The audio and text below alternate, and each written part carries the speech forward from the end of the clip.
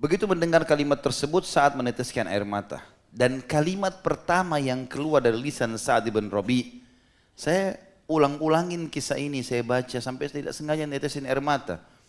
Mungkin karena sering kita dengar, tapi begitu kita renungin baik-baik dan saya bayangkan kalau saya di posisi beliau, begitu luar biasanya hatinya bersih dan bagaimana dia bisa lakukan itu. Maka kalimat pertama saat mengatakan, hai Abdurrahman, Rasulullah SAW telah mempersaudarakan kita. Karena Allah, maka sebagai bukti cintaku padamu, yang paling pertama penawarannya, aku adalah orang terkaya di Madinah yang memiliki kebun kurma terbesar dan terluas.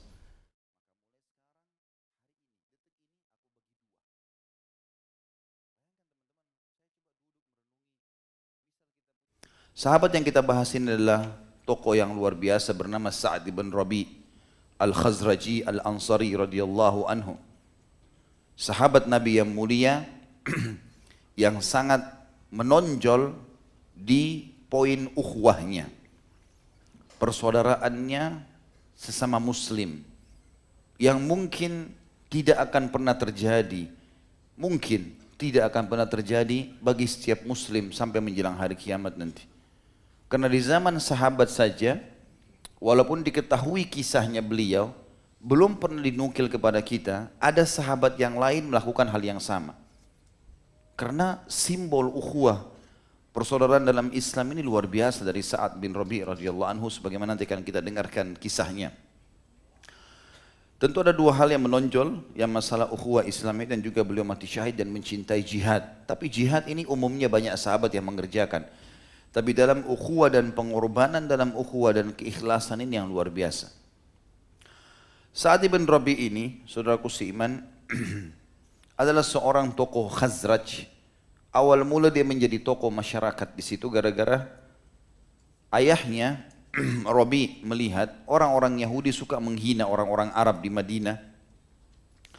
Kemudian karena mereka dianggap orang bodoh, tidak bisa membaca, tidak bisa menulis. Maka ayahnya Rabi pun mengutusnya untuk belajar. Belajar tulis, belajar baca gitu. Dan itu juga didukung oleh ibunya sendiri. Ayahnya bernama Rabi bin Amr dan ibunya Hazila bintu Inabah juga mendukung masalah itu. Akhirnya karena dia bisa baca dan tulis, dia menjadi tokoh masyarakat. Saat ini memiliki istri yang bernama Amrah binti Hizam dan juga Allah mengaruniai anak-anak, beberapa orang anak, terutama anak perempuan, dan yang paling masyhur adalah Jamilah yang dinikahi oleh Zaid bin Thabit. Tentu ada juga Amrah dan ada beberapa nama-nama anak Sa'ad radhiyallahu anhu, tapi yang paling menonjol dua orang, Jamilah dan Amrah ini. Sa'ad bin Rabi, teman-teman sekalian, awal masuk Islamnya baginda Nabi SAW di Mekah, setiap saat mendakwahi orang-orang Mekah, tapi penolakan terjadi. Dari sekian ratus ribu penduduk Mekah, yang masuk Islam dalam 13 tahun hanya 153 orang saja. Itu pun 80 sekian tinggal di Ethiopia bersama Ja'far bin Abi Thalib radhiyallahu anhu ajma'in, sebagaimana sudah kita ceritakan di kisah Ja'far sebelum ini. Kemudian sekitar 70 orang ada di Mekah.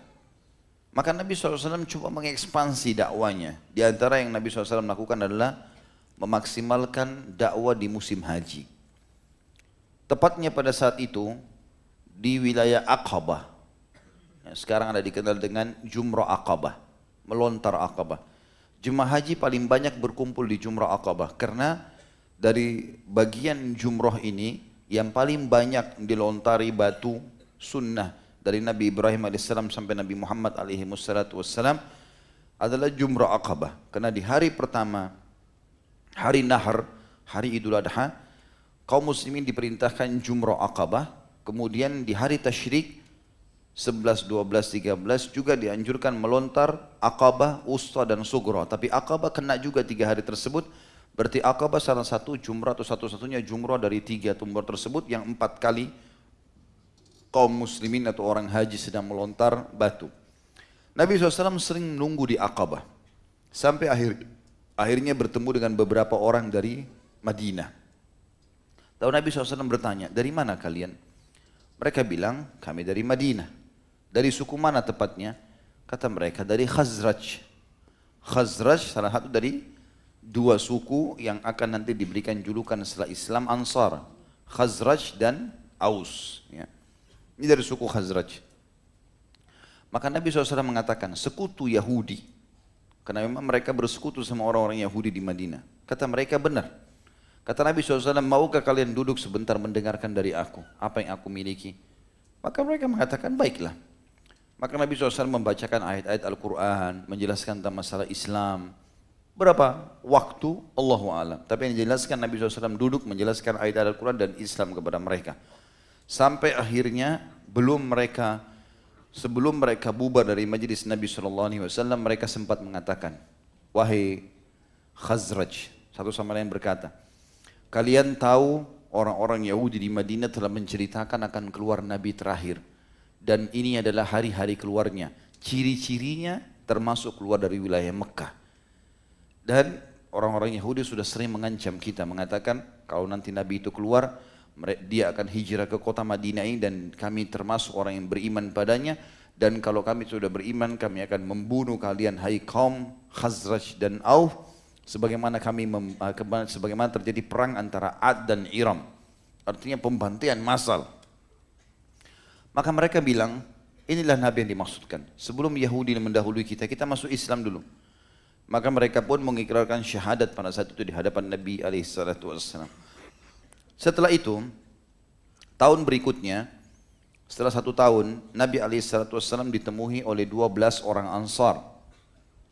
Lalu kemudian mereka coba untuk membaiat Nabi SAW. Nabi SAW membaiat kaum wanita mereka supaya tidak berzina, tidak mencuri, tidak segala macam.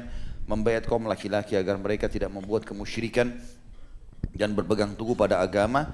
Sampai akhirnya mereka mengatakan, ya Rasulullah, utuslah seseorang bersama kami supaya kami belajar Islam. Maka datanglah pada saat itu Mus'ab ibn Umair radhiyallahu anhu, sahabat Nabi yang mulia yang mati syahid di perang Uhud, dan sudah kita ceritakan kisahnya orang ini yang mulia, menjadi dai Nabi SAW di Madinah. Maka Mus'ab pun duduk berdakwah dan tidak ada satu rumah pun dari Ansar kecuali berhasil dimasuk Islamkan. Pada saat dia lagi berdakwah, tiba tahun depan di musim haji lagi, Nabi SAW pada saat itu meminta agar utusan Ansar datang lagi, utusan dari Khazraj dan Aus datang lagi. Karena Mus'ab sudah mengirim informasi kalau tidak ada satu rumah pun di Madinah kecuali sudah membicarakan Anda ya Rasulullah, dan mereka sudah masuk Islam. Dan pada saat itu masuk Islam tokoh-tokoh Ansar seperti Mus'ad bin Mu'ad, Usaid bin Khudair, dan juga termasuk Sa'ad bin Rabi' radhiyallahu anhum ajma'in. Setelah mereka masuk Islam, maka Nabi SAW minta pertemuan, terjadilah Bai'at Aqabah yang kedua. Tadi ada Bai'at Aqabah yang pertama. Jadi sudah 3 kali pertemuan. Pertemuan pertama masuk Islamnya mereka secara umum.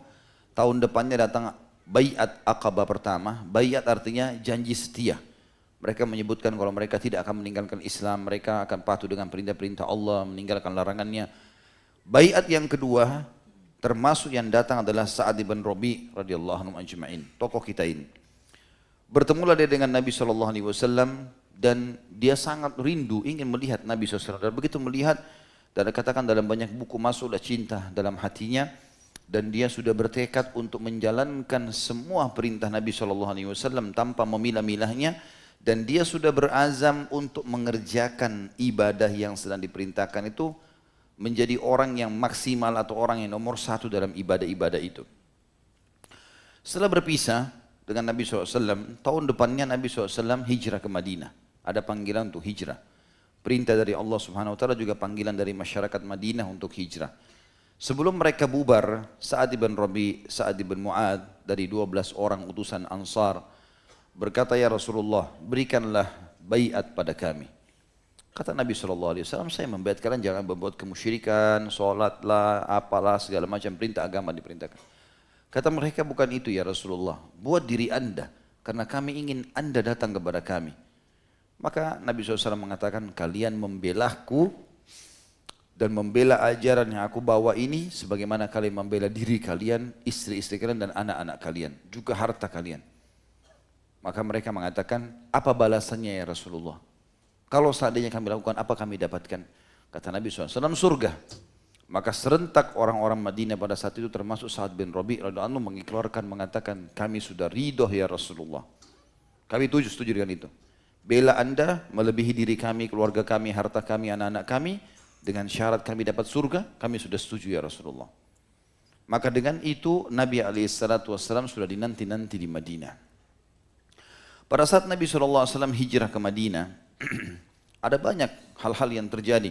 Tapi pernah saya jelaskan dan saya ulangi lagi teman-teman sekalian, ada 3 hal yang merupakan pondasi negara yang dilakukan oleh Nabi SAW. Dan ini juga menjadi pondasi seseorang di antara kita kalau membuat sebuah lembaga. Apakah itu perusahaan untuk bekerja, apakah itu lembaga pendidikan, yaitu pondasi pertama membangun masjid.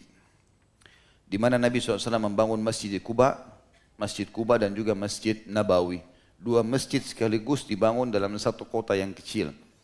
Maka mestinya pertokoan, kantor, yayasan, sekolah, semuanya ada tempat sholatnya.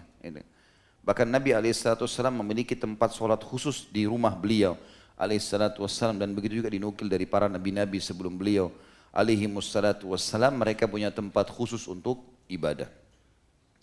Yang kedua, beliau menjalinkan persaudaraan antara muhajirin dan ansar. Dan ini pondasi dalam mendirikan sebuah negara, keakuratan sebuah negara, lembaga. Bagaimana pendatang baru, pegawai-pegawai baru, itu semuanya dipersaudarakan dengan pegawai lama atau penduduk asli tempat tersebut. Dan itulah yang terjadi. Nabi SAW persaudarakan antara muhajirin dan ansar.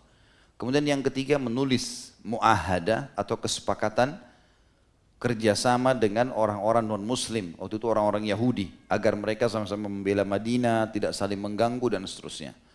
Tapi saksi bahasan kita adalah yang kedua ini. Dan pada saat itu Allah Subhanahu wa taala memuji orang-orang Ansar karena perbuatan mereka ini. Dalam masalah ukhuwah secara khusus itu luar biasa. Belum pernah ada kaum seperti mereka. Sebelum saya bacakan ayat-ayat berhubungan dengan maksud dan contoh dari tokoh kita ini, perlu kita ketahui ya, masyarakat Madinah memang ini seperti Allah sudah pilih mereka karena baiknya tabiat itu. Sebelum jauh sebelum hijrahnya Nabi SAW, bahkan sebelum lahir Nabi SAW, pernah terjadi peperangan antara masyarakat Yaman dengan masyarakat Madinah pada saat itu. Terjadi peperangan pada saat itu. Dan orang-orang Yaman kaget dengan kebaikan masyarakat Madinah. Apa sebabnya? Pagi hari mereka berperang. Musuh ini saling bunuh-membunuh. Tapi subhanallah, di malam hari, kalau sudah sore menjelang maghrib, begitu sudah selesai peperangan, penduduk Madinah mengeluarkan makanan-makanan dan minuman diberikan kepada musuh mereka. Sampai-sampai orang-orang ini bingung musuhnya. Bagaimana bisa ada masyarakat begitu karam, begitu mulianya. Pagi hari mereka perang, malam hari mereka menawarkan jasa makanan, minuman, bahkan orang-orang yang luka dari pasukan musuh diobati oleh orang asli Madinah. Ini memang sudah tabiat suku ini dari awal. Maka kita lihat setelah masuk Islam dan mereka mengetahui kebenaran, saudaraku seiman, luar biasa. Jadi sulit untuk ditangkap dengan akal sehat pengorbanan mereka. Allah menceritakan dalam Al-Quran, dalam surah Al-Hasyr ayat 9. Saya bacakan ayatnya, A'udzubillahi minasyaitonirrajim, walladzina tabawwa'ud dara wal imana min qablihim yuhibbuna man hajara ilaihim wala yajiduna fi sudurihim haja. ولا يجدون في صدورهم حاجة مما أوتوا ويؤثرون على أنفسهم ولو كان بهم خصاصة ومن يوق شح نفسه فأولئك هم المفلحون. Dan orang-orang Ansar asli Madinah yang telah menempati kota Madinah dan telah beriman sebelum kedatangan mereka para muhajirin, mereka mencintai orang-orang yang berhijrah kepada mereka. Suka dengan para pendatang. Ini muslim datang ke Jakarta atau datang di kotanya walaupun bukan sukunya, pendatang semua dihormati. Cinta dengan orang-orang yang hijrah kepada mereka, dan mereka tidak menaruh keinginan dalam hati mereka terhadap apa yang diberikan kepada mereka atau para muhajirin. Apapun yang dikasih kepada para muhajirin, mereka berlumba-lumba untuk memberikan itu. Nanti kita akan bahas khusus tentang masalah contoh-contoh ithar namanya.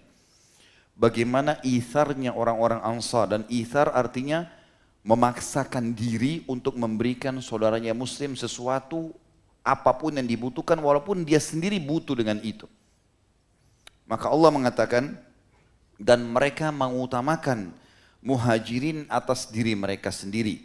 Meskipun mereka juga memerlukan apa yang mereka sedang berikan itu. Dan siapa yang dijaga dirinya dari kekikiran, maka mereka itu adalah orang-orang yang beruntung. Maka pada saat itu Nabi SAW mulai mempersaudarakan antara muhajirin dan ansar. Dan kisah yang paling masyhur dari tokoh kita Sa'ad bin Rabi' radhiyallahu anhu adalah persaudaraan dia dengan Abdurrahman bin Auf radhiyallahu anhu majma'in. Dan ini mungkin bukan lagi kisah asing.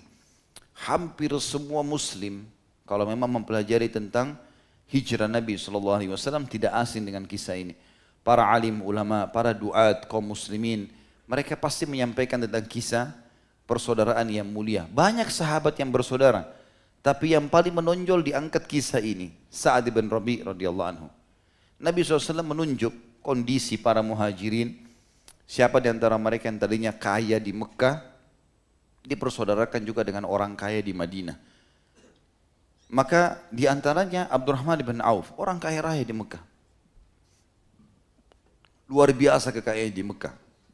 Bahkan dikatakan Abdurrahman bin Auf adalah saingan Abu Bakar, saingan Utsman bin Affan dalam kekayaan di Mekah. Luar biasa kekayaannya. Tapi pada saat hijrah, istrinya nggak mau masuk Islam. Anak-anaknya juga ditinggal semua di Mekah, kemudian hartanya diambil semua oleh orang Quraisy. Hijrah dengan baju di badan. Tiba di Madinah, Nabi SAW langsung tunjuk, hai Abdurrahman, kau saya persaudarakan dengan Sa'ad bin Rabi'. Begitu mendengar kalimat tersebut, Sa'ad meneteskan air mata. Dan kalimat pertama yang keluar dari lisan Sa'ad bin Rabi', saya ulang-ulangin kisah ini, saya baca sampai tidak sengaja netesin air mata. Mungkin karena sering kita dengar, tapi begitu kita renungin baik-baik, dan saya bayangkan kalau saya di posisi beliau, begitu luar biasanya hatinya bersih, dan bagaimana dia bisa lakukan itu. Maka kalimat pertama saat mengatakan, hai Abdurrahman, Rasulullah SAW telah mempersaudarakan kita karena Allah. Maka sebagai bukti cintaku padamu, yang paling pertama penawarannya, aku adalah orang terkaya di Madinah yang memiliki kebun kurma terbesar dan terluas. Maka mulai sekarang, hari ini, detik ini aku bagi dua. Bayangkan teman-teman, saya coba duduk merenungi, misal kita punya dua perusahaan. Atau satu perusahaan deh, asetnya misalnya 10 miliar. Antum bisa nggak kira-kira? Orang datang, muhajir, datang ke kita tahu orang muslim terkucil di Syria kah, di Palestina kah, datang ke Indonesia, kemudian kita persaudarakan diri kita dengan dia, karena Allah, setengah saham perusahaan kasih ke dia. Ini bukan hal yang ringan. Sekarang saya tanya, nggak usah hal yang terlalu besar perusahaan. Kalau antum lapar, punya satu roti, lagi pengen makan, ada orang minta, kasih nggak? Hah? Ngaku saja nggak apa-apa. Masih mikir. Saya mau kasih, tapi rotinya manis kesukaan saya nih. Saya lagi mau makan, sembunyi di bawah ketiaknya makan. Roti. Antum lagi naik motor, ada orang butuh, mau diantar. Atau punya mobil, atau mungkin ada orang mau numpang di rumah jadi tamu. Pernah berpikir nggak teman-teman sekalian, ini bukan main-main ya, ini bukan penawaran biasa. Sa'ad bin Rabi' mengatakan, kebun kurma ini teman-teman, kalau orang di Saudi, di Timur Tengah, dihitung orang kaya, itu bukan karena punya mobil Mercedes sekian banyak, atau Ferrari, atau yang jenisnya lah. Tapi orang yang punya kebun kurma itu baru orang kaya. Dia punya kebun kurma setengah Madinah ini paling besar dia punya. Setengahnya dikasih. Ambil setengah punya kamu. Setengah saham perusahaanku ambil. Itu bukan hal yang ringan itu. Kita punya baju kecil saja, satu lemari, ada muhajir datang, setengahnya tanpa kita pilih ya. Ini setengah, ini baju lemari saya, setengahnya buat kamu. Pilih sendiri. Kira-kira bisa nggak antum lakukan? Bukan kita yang pilih ya, yang tua-tua disendiriin enggak. Suruh dia yang pilih. Ini karena orang datang ke Jakarta nggak ngerti apa-apa. Baik, kita bersaudara karena Allah. Ini setengah lemari buat kamu. Atau satu rumah, bagi dua deh rumah ini. Kita sekat, sekarang kamu di sebelah, saya di sebelah. Dan sekian banyak contoh. Saya coba merenungi lebih dalam teman-teman. Setengah, bukan setengah. Misalnya punya 10 kebun, satu kebun dibagi dua, enggak. Ini semua digabung, setengah Madinah bagi dua langsung. Langsung punya kamu. Lebih daripada itu. Saya merenungi ini ya teman-teman. Coba bayangkan ya. Dan ini berat sekali. Dan dia mengatakan, ini baru, belum kenal Abdurrahman ini. Belum tahu Abdurrahman ini siapa. Orang baru Rasulullah SAW bersaudarakan. Bukan hal yang ringan ini. Dia mengatakan, dan saya punya 2 orang istri. Lihat salah satunya yang paling menarik buat kamu.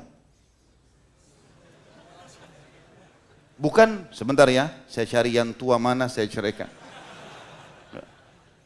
Saya punya 2 orang istri, itu riwayat sahih. Ya. Lihat salah satunya, saya keluarkan 2 doa, kamu lihat yang mana kamu suka, sebut, saya ceraikan. Ini istri teman-teman, bukan hal yang ringan ini. Ya. Teman tidur, orang laki-laki kalau sudah punya hubungan biologis dengan seorang perempuan, apalagi halal, kecemburuannya memuncak gitu. Orang dilihat saya sama laki-laki lain sudah melotot. Ini gimana caranya menawarkan ke temannya, lihat salah satunya yang kau suka mana, selesai setelah iddah nikahi. Saya coba ulangi lagi kisah ini, saya baca lagi, saya renung lagi. Berat luar biasa ini. Mungkin kalau seorang sahabat yang sudah lama kita kenal, masih ada celah. Ini baru ketemu, belum pernah ketemu sebelumnya. Lihat bagaimana ukhuwah yang luar biasa gitu. Berapa banyak orang-orang teman-teman sekarang keluar masjid kita tahu sendalnya putus. Pernah antum kasih sendal? Nah, tawarkan, ini sendal pakai aja. Pura-pura nggak lihat putus sendalnya. Hah? Contoh. Antum antri di kamar mandi, ada orang mau masuk duluan. Pernah? Coba hal-hal yang kecil. Pertemukan itu dengan perilaku saat ini. Saya duduk merenung terus terang. Ini gimana bisa dilakukan oleh beliau ya? Di zaman itu ya, bukan lahir dalam keadaan Islam ini, mu'allaf ini, baru masuk Islam. Baru masuk Islam 2-3 tahun, gitu kan. Plus lagi Abdurrahman tidak dikenal. Hanya untuk membuktikan, memang saya cinta karena Allah ini. Begitu luar biasanya. Dan ini perbuatan yang luar biasa dan ini yang Allah SWT sebutkan dalam Al-Quran dari surah Al-Hasyr.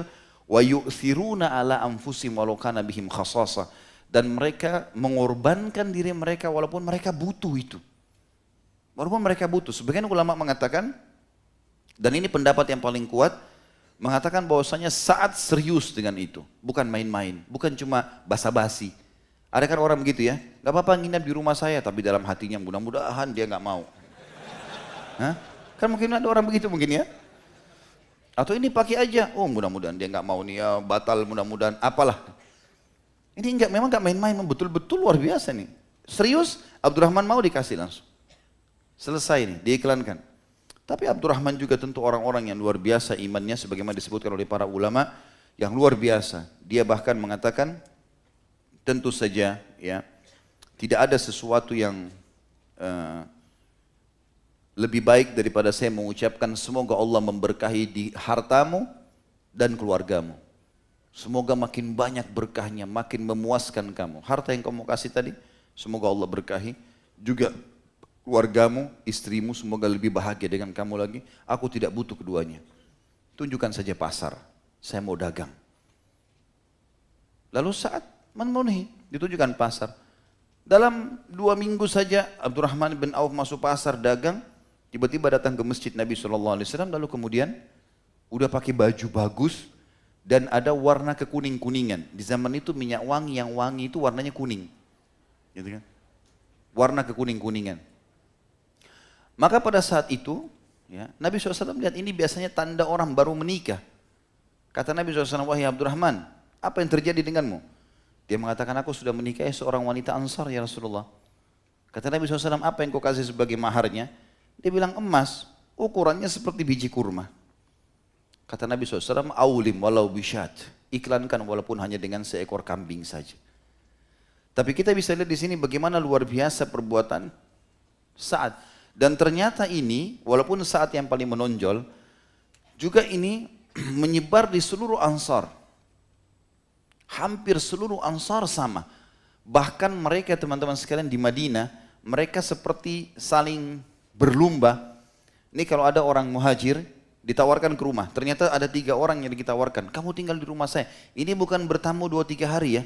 Selama mereka hidup di Madinah, menikah di Madinah, tinggal di rumah saya. Sampai anak cucunya silahkan. Maka nanti kita akan bahas kisah-kisah teman-teman luar biasa. Nggak masuk di akal bagaimana itharnya orang-orang Ansar. Nanti kita bahas di masalah durus wal ibar, di pelajaran-pelajaran. Luar biasa. Tapi ini menyebar. Di antaranya ada satu orang, kata Nabi SAW, ini muhajir, siapa yang mau jadikan sebagai tamunya? Ada satu sahabat dari Ansar, miskin sekali. Keadaannya miskin. Langsung angkat tangan, saya Rasulullah. Kata Nabi SAW, bawa ke rumahmu. Ini sekarang bukan bertamu sehari 2 hari sekali lagi ya. Semua muhajir yang tiba di Madinah diperintahkan oleh Nabi SAW untuk orang-orang Ansar menjamu mereka di rumah. Jadi bagian dari keluarganya, tinggal di rumahnya. Maka pergilah ke rumah tersebut, kemudian dia tanya istrinya, kita punya tamu dari muhajir, ada makanan enggak? Enggak ada makanan. Tinggal ada makanan buat anak kita masih bayi, kecil, makanan bayi. Gandum yang dihaluskan, kasih air sedikit. Kata dia, baiklah, naik kamu sama anak-anak di lantai 2 rumah, ya. Kemudian matikan, padamkan. Waktu itu ada penerangan dengan sumbu, padamkan supaya tamu tahu kita tidur, buatkan makanan itu. Dibuatlah makanan tersebut, kemudian dihidangkan. Lalu dia bilang, orang ini bilang, saya mau istirahat. Silakan kamu nikmati makan, ini tempat tidur kamu, anggap rumah sendiri. Lalu kemudian ditinggal, dia sama istrinya sama anaknya kelaparan di atas. Karena kelaparan semalam suntuk nggak bisa tidur nih. Semalam suntuk nggak bisa tidur. Lalu besok pagi mereka bertemu dengan Nabi SAW. Sholat subuh nih si Ansar ini. Nabi SAW senyum kepada dia. Lalu dia mengatakan, kenapa ya Rasulullah Anda tersenyum? Kata Nabi SAW, dahikallahu laylah au ajibah min fa'alikuma. Sesungguhnya Allah tertawa dan takjub dengan perbuatan kalian berdua. Maksudnya suami istri. Allah tahu kalian tadi malam kelaparan, kalian sengaja matikan lampu supaya tamu tidak malu untuk makan. Seperti itu luar biasa menyebarnya kebaikan-kebaikan mereka di Madinah. Kemudian kita masuk teman-teman sekalian, itu nanti kita akan bahas panjang lebar dalam masalah durus wal ibar, pelajaran-pelajaran ya, dan manakibnya beliau. Saya masih baca secara umum dulu. Juga Sa'ad bin Rabi' radhiyallahu anhu adalah orang-orang yang luar biasa. Dalam selain masalah ukhuwah, menonjol dalam masalah semua permintaan Nabi SAW. Sedekah selalu juga di nomor 1, maju untuk memberikan bersama dengan Abu Bakar dan Umar, serta sahabat-sahabat Nabi yang lain. Dalam masalah jihad, luar biasa. Kiprahnya luar biasa gitu. Sampai pernah Abu Bakar radhiyallahu anhu berkata kepada Umar bin Khattab di zaman khilafahnya beliau. Waktu Amrah binti Sa'ad bin Rabi' radhiyallahu anhum ajma'in, ini anak perempuannya yang masyhur, datang bertamu ke rumah Abu Bakar. Maka Abu Bakar pun dalam riwayat ini dikatakan menyiapkan ya, tempat duduk untuk Amrah, masuk. Tapi di situ tentu ada orang-orang. Maka Umar pun masuk di rumah, pamit. Kata Nabi kata Umar bin Khattab, kata Abu Bakar radhiyallahu anhu, wahai Umar, telah datang wanita yang ayahnya lebih baik daripada aku dan kamu. Maka hormatilah dia. Kata Umar, siapa itu wahai Khalifah Rasulullah? Siapa yang Anda maksudkan? Kata Abu Bakar, Amrah binti Sa'ad bin Rabi'. Ini anaknya Sa'ad bin Rabi'. Dia jelas lebih baik daripada aku dan kamu. Karena dia telah meninggal dan mati syahid serta menuju ke surga, sementara aku sama kamu masih belum menuju ke sana. Dia masih hidup. Ini tentu bentuk tawaduknya Abu Bakar radhiyallahu anhu, tapi kita bisa lihat bagaimana sebenarnya di sini pujian Abu Bakar pun kepada Sa'ad radhiyallahu anhu. Dalam banyak peperangan dia hadir, seperti perang Badar, hadir di perang pengusiran suku Nadhir. Kemudian banyak peperangan-peperangan sampai puncaknya perang Uhud, barulah dia meninggal mati syahid pada saat itu. Sa'ad bin Rabi' radhiyallahu anhu mendengarkan banyak sekali riwayat berhubungan dengan masalah jihad, dan dia sangat merindukan itu, bagaimana dia bisa mati syahid di jalan Allah Subhanahu wa taala. Maka pada saat perang Uhud dia sudah bertekad, tidak akan pernah mau kembali dalam keadaan hidup. Sudah niat untuk mati syahid pada saat itu.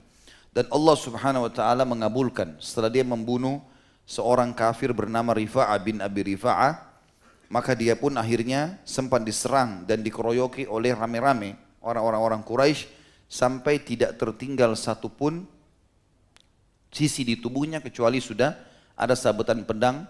Dalam beberapa riwayat dikatakan ditemukan 70 sabetan pedang dan hantaman tombak di tubuh Sa'ad radhiyallahu anhu. Maka Nabi SAW pada saat selesai perang Uhud, karena melihat memang keadaannya pada saat itu kaum muslimin terdesak dan banyak yang terpukul, ya, terbunuh maksudnya. Di antaranya Sa'ad radhiyallahu anhu jatuh dan seluruh tubuhnya, sebagian athar menyebutkan dari kepalanya keluar darah, netes darah, tinggal nafas-nafas terakhir. Kata Nabi SAW, siapa di antara kalian pada saat sudah dikumpulkan jenazah-jenazah muslimin, lalu disuruh sebar di kancah peperangan Uhud, suruh tarik, cari. Nabi SAW pesan khusus, siapa yang bisa mencarikan untuk saya Sa'ad bin Rabi? Khusus dicari oleh Nabi SAW. Maka kata Zaid bin Thabit radhiyallahu anhu, aku pun mengatakan aku ya Rasulullah. Maka aku pun mencari di antara jenazah-jenazah dan akhirnya aku menemukan Sa'ad bin Rabi berada di korban-korban yang jatuh. Di tubuhnya terdapat 70 luka antara tusukan tombak, tebasan pedang, dan ada pula tusukan atau anak-anak panah yang melengket di tubuhnya. Aku berkata kepadanya, wahai Sa'ad, sesungguhnya Rasulullah SAW menyampaikan salam kepadamu. Beliau bertanya kepadaku, katakan kepadaku, bagaimana kabarmu? Maka Sa'ad menjawab, salamkan balik kepada Rasulullah SAW dan katakan kepada beliau, ya Rasulullah, sungguhnya aku Sa'ad mencium aroma surga. Katakan juga kepada orang-orang Ansar kaumku, kalian tidak akan memiliki alasan apapun jika kalian sampai membiarkan Rasulullah SAW tersentuh oleh musuh sekejap mata. Lalu Sa'ad pun menghembuskan nafas terakhir. Ini riwayat disebutkan oleh Ibnu Hisham. Dalam riwayat yang lain dikatakan Nabi SAW mengatakan, siapa yang berkenan melihat untukku Sa'ad bin Rabi? Maka seorang laki-laki dari Ansar berkata, aku ya Rasulullah. Maka laki-laki tersebut jalan di antara jasad korban-korban Uhud. Kemudian ia menemukan Sa'ad yang tergeletak tanpa daya kena luka-luka di tubuhnya. Laki-laki itu berkata, wahai Sa'ad, sesungguhnya Rasulullah SAW memintaku untuk melihat apakah engkau termasuk yang masih hidup atau termasuk yang sudah meninggal. Sa'ad berkata sambil nafasnya terengah-engah, jadi sudah nafas-nafas terakhir menghadapi sakaratil maut, aku termasuk yang kedua, maksudnya akan meninggal. Sampaikan salamku kepada Rasulullah SAW dan katakan juga bahwa Sa'ad berkata, semoga Allah membalas anda. Sampaikan ini kepada Rasulullah SAW. Semoga Allah membalas anda, wahai Rasulullah, dengan sebaik-baik balasan atas jasa-jasa anda kepada kami. Seperti Allah membalas Nabi untuk seluruh umatnya. Sampaikan juga salamku kepada kaumku secara khusus. Katakan kepada mereka bahwa Sa'ad berkata kepada kalian, tidak ada alasan bagi kalian di sisi Allah jika Nabi kalian tidak selamat, sedangkan diri kalian masih bisa berkedip. Dalam riwayat ini dikatakan, kelopak mata kalian masih bisa bergerak, maka tidak ada alasan kalian untuk bisa meninggalkan Rasulullah SAW. Kemudian Sa'ad pun menghembuskan nafas terakhirnya. Dan sekian banyak riwayat yang menceritakan bagaimana yang sangat masyhur pada saat beliau meninggal mati syahid itu. Tapi yang luar biasa dari sini teman-teman sekalian, bagaimana kata para ulama, pada saat akan menghembuskan nafas terakhir pun dia masih bisa mengingat Rasulullah SAW dan mengingatkan dan mewasiatkan pada teman-temannya. Bukan dia wasiatkan tolong jaga istri anak saya, tolong bagi warisan saya, karena dia orang kaya, orang terkayanya Madinah. Tapi dia mewasiatkan bahwasanya ingatkan kepada kaumku, tidak akan pernah ada alasan di depan Allah SWT hari kiamat kalau kalian masih bisa berkedip kelopak mata kalian dan kalian memberikan Rasulullah SAW terbunuh ataupun tersakiti oleh musuh. Dan setelah beliau meninggal pun dikatakan turun ayat Al-Quran dalam kehidupannya atau setelah matinya, maaf, yang berhubungan dengan masalah warisan anak perempuannya atau anak-anaknya. Disebutkan dari Jabir bin Abdullah radhiyallahu anhuma, ia berkata, istri Sa'ad ibn Rabi datang kepada Nabi SAW sambil membawa dua anak perempuannya lalu berkata, wahai Rasulullah, ini adalah dua anak perempuan Sa'ad, ayah mereka terbunuh bersama anda di perang Uhud sebagai syahid. Paman mereka menguasai harta mereka dan tidak menyisakan apapun untuk mereka berdua, padahal keduanya tidak menikah kecuali dengan harta. Artinya, zaman itu belum turun bab tentang masalah warisan. Jadi waktu itu masih berjalan, walaupun muslimin berjalan hukum jahiliyah dalam masalah warisan. Yaitu kalau ada orang meninggal tidak punya anak laki-laki, maka seluruh hartanya diambil oleh saudaranya. Anak perempuan tidak boleh dapat bagian apa-apa. Maka Nabi SAW bersabda, Allah telah menurunkan ayat untuk memutuskan perkara ini. Kemudian Allah menurunkan ayat warisan. Setelah itu beliau pun menyebutkan, ini tentu ada disebutkan di surah An-Nisa, ya, beberapa ayat berhubungan dengan warisan. Lalu Nabi SAW bersabda, a'ti bintai Sa'din ats-tsulutsain wa a'ti ummahuma ats-tsumun wa ma baqiya fahuwa lak. Berikanlah dua anak perempuan Sa'ad sepertiga, 2/3 harta, ibu mereka 1/8 dan sisanya boleh diambil olehmu, oleh saudaranya maksudnya. Yang disebutkan oleh Ibnu Sa'ad dalam kitab At-Tabaqat. Dan juga disebutkan, tentu kitab Tabaqat di jilid 3 halaman 350 dan Imam Tirmidzi menyebutkan di nomor 2093. Dan tentu ini saja penutupan dari kisah Sa'ad yang ditulis dalam buku kita ini, dan kita coba masuk ke poin-poin yang sudah saya susunkan. Di antaranya terdiri dari dua yang